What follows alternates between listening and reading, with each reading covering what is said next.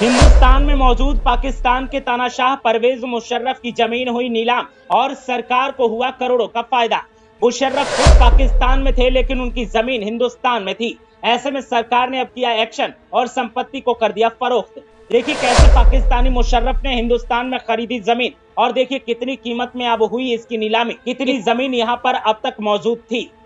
पाकिस्तान के पूर्व राष्ट्रपति और तानाशाह परवेज मुशर्रफ की यूपी में मौजूद जमीन को सरकार ने नीलाम क्या किया कि अब सवालों का दौर जारी है। एक तरफ लोग इस प्रक्रिया पर सवाल खड़े कर रहे हैं और दूसरी ओर लोग सरकार का समर्थन कर रहे हैं। लेकिन इसी बीच कई लोगों का सवाल है कि आखिर कारगिल वार के आरोपी ने हिंदुस्तान में जमीन खरीद कैसे ली और खरीदी तो वो कितनी थी और अब नीलामी से सरकार को कितना फायदा हुआ है। तो चलिए एक एक पहलू आपको बताते हैं और बताते हैं कि कैसे इस प्रक्रिया ने सरकार को करोड़ों का फायदा करवाया है। पाकिस्तानी परवेज मुशर्रफ के परिवार की 13 एकड़ जमीन सरकार ने नीलाम की है। उत्तर प्रदेश के बागपत में स्थित इस जमीन की कीमत 1,38,16,000 रुपए फाइनल हुई। प्रशासन ने इस संपत्ति के लिए 39 लाख रुपए का आधार मूल्य तय किया था। नीलाम की गई जमीन शत्रु संपत्ति के रूप में पंजीकृत थी। खबर के मुताबिक पाकिस्तान के पूर्व राष्ट्रपति परवेज मुशर्रफ की जमीन की खरीद के लिए ऑनलाइन बोली लगाई गई थी। ऐसा बताया जा रहा है कि इस जमीन को खरीदने के लिए बागपत के कोताना गांव में अलग अलग राज्यों से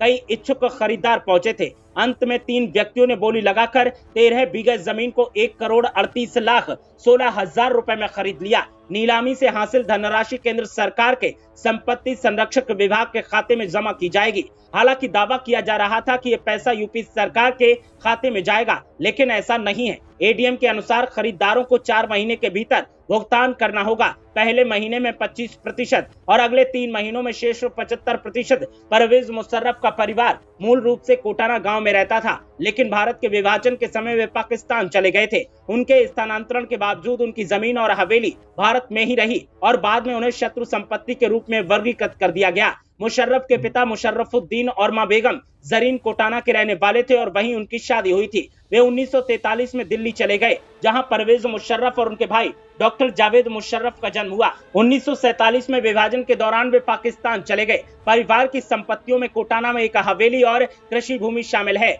जबकि परवेज मुशर्रफ की कुछ जमीन पहले ही बेच दी गई थी। उनके भाई डॉक्टर जावेद मुशर्रफ और परिवार के अन्य सदस्यों की 13 बीघा से ज्यादा जमीन इस हालिया नीलामी तक बची हुई थी। 15 साल पहले डॉक्टर जावेद मुशर्रफ और उनके परिवार के अन्य सदस्यों की जमीन को शत्रु संपत्ति घोषित कर दिया गया था। कोटाना में स्थित हवेली उनके चचेरे भाई हुमायूं के नाम पर पंजीकृत थी। इस नीलामी के साथ ही परवेज मुशर्रफ के भाई और परिवार के अन्य सदस्यों के नाम बागपत के रिकॉर्ड से हटा दिए गए हैं। ये ऐतिहासिक प्रवास के दौरान पीछे छोड़ी गई शत्रु संपत्तियों से निपटने की दिशा में एक महत्वपूर्ण कदम है। इन संपत्तियों की बिक्री भारत भर में 12,611 शत्रु संपत्तियों से जुड़ी एक व्यापक पहल का हिस्सा है। इन संपत्तियों की पहचान व्यवस्थित तरीके से की जा रही है और इसी तरह की नीलामी के जरिए इन्हें बेचा जा रहा है। ब्यूरो रिपोर्ट, मीडिया हलचल।